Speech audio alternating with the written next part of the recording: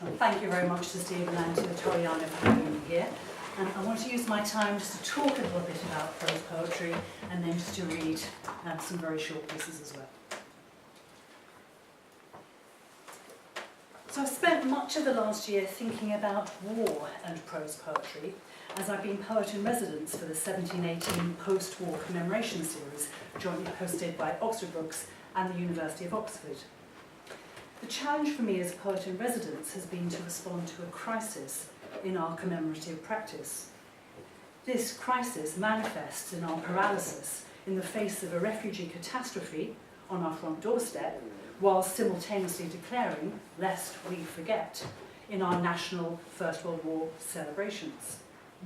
The more I've listened to refugees, war survivors and veterans, the more it's become apparent that this crisis in our national commemoration is connected with our construction of unified, oversimplified narratives of war, suppressing certain experiences and voices so that we're left unable to make any ethical connection between our national acts of remembrance and our current involvement in international war. In 2018 then, the traditional war lyric no longer seems an appropriate form for poetry about war. However, prose poetry seems to offer something more useful.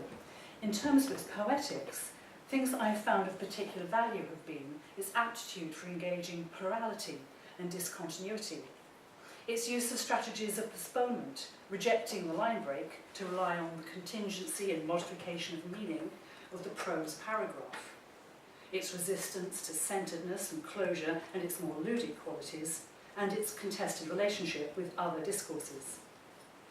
So I'd like to read just a few excerpts from Tenta, the loosely connected sequence of prose poetry that emerged from this residency. Now, this is from the beginning of a poem that looks at the development of the idea of commemoration. Memoration. Mammal, Old English, deep thought, deep inwards, as a tree gives way, or the side of a hill from beneath. To leave this behind, each of us going back far enough. Memaren, Dutch, to ponder, muse, as you follow the path down, cognate with Old English, memorian, or Middle English, mamaren, be undecided, waver. A thread, bright as gorse, jerks you on. You do not mean to remember, to walk out of each moment as it flares bright as a stuck frame. Some stain or residue, some taint of red crossing into blue, follows each turn of your head as you... Mamaren, Middle English, also means to hesitate, pacing this field cautiously. A place for driving to think through, to measure your claim. The dead are thought about with care. They retreat and stiffen to a list. At first a little pliant, soft at the edges, but hardening to a hole you cannot enter. Still, a moment of breaking and entering.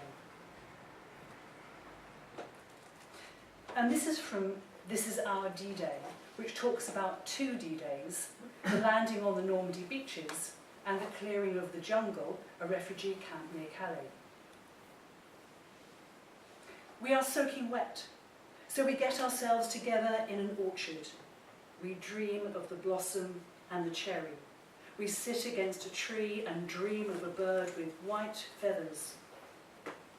On the first day of the Exodus, hundreds of people form a queue in front of a warehouse for processing. They are shipped out in white buses. Unaccompanied minors are housed in shipping containers. Then there are no trees. No help comes. About 300 children are turned away, and many are standing under a nearby bridge, not knowing what to do. There are no trees, just a wire fence. Chancellor Hammond describes the situation in Calais. There is an ear of corn on our lips, and our lips are so dry. There are large numbers of desperate migrants marauding around the area. Most come from conflict zones: Somalia, Eritrea, Iraq, Yemen, Sudan, Syria, Afghanistan. We sleep if we can, or even on the ground where we buried him. He was cutting our hair, how we were joyful and sang songs. But now we dream of birds with no feathers. This is our D-Day.